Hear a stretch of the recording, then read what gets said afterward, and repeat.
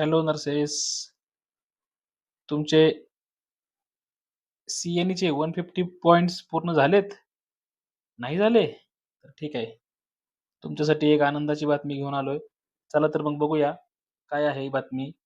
बघा, आजचंच लेटर आहे 27 जुलै 2026 रोजीचं. काउन्सिलनी जारी केलेलं लेटर आहे. विषय काय आहे बघा, सन 2027 ते 32 मधील नोंदणी नूतनीकरण बाबत म्हणजेच रजिस्ट्रेशन रिन्युअल बाबत संदर्भ या ठिकाणी दिलेले आहेत. या ठिकाणी म्हटलेलं आहे, महाराष्ट्र परिचर्या परिषद नियम 1971 नुसार नोंदणीकृत परिचारिका किंवा परिचारिका याच्या नोंदणीचे नूतनीकरण दर 5 वर्षांनी करण्यात येते. नोंदणीचे नूतनीकरण करण्यासाठी संबंधित परिचारिकेने स्टाफने 5 वर्षाच्या कालावधीत संदर्भ 1 व 2 नुसार 150 CNE क्रेडिट पॉइंट्स करणे आवश्यक आहे. म्हणजे या आधी काउन्सिलने आपल्याला सांगितलं होतं की आपल्याला जर रिन्युअल प्राप्त करायचं असेल तर तुम्हाला 150 क्रेडिट हवर्स मिळणे आवश्यक होते. बरोबर आहे. परंतु यामध्ये मोठा दिलासा आपल्याला काउन्सिलने दिलेला आहे. तो काय आहे ते आपण बघूया. महाराष्ट्र परिचर्या परिषदेने शैक्षणिक वर्ष 2022-23 ते 26-27 या 5 वर्षाच्या नोंदणी नूतनीकरण कालावधीसाठी प्रत्येक शैक्षणिक वर्षात किमान 30 पॉइंट्स आपल्याला मिळवायचे होते. अशा प्रकारे 5 वर्षात एकूण 150 पॉइंट्स मिळवायचे होते. मात्र काही परिचारिकांनी शैक्षणिक वर्ष 2022 ते 25 या कालावधीत CNE CPD क्रेडिट गुण प्राप्तच केलेले नाहीत.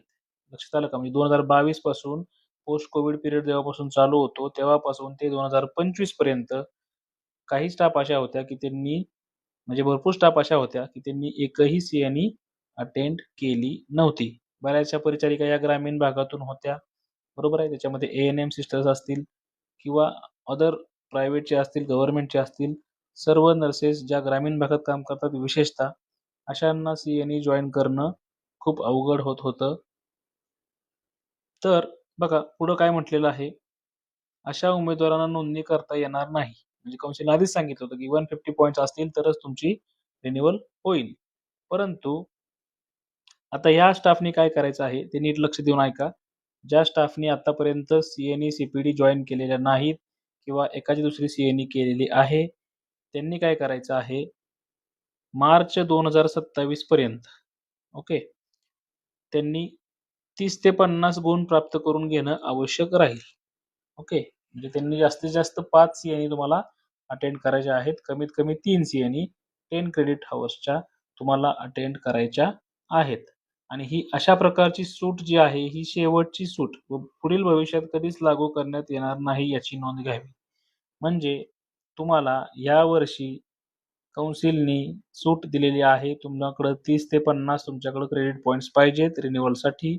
आणि ज्या वेळेला नेक्स्ट रिन्युअल असेल 2027 ते 2032 करता, त्यावेळेला मात्र तुम्हाला 150 पॉइंट्स करावेच लागणार आहेत.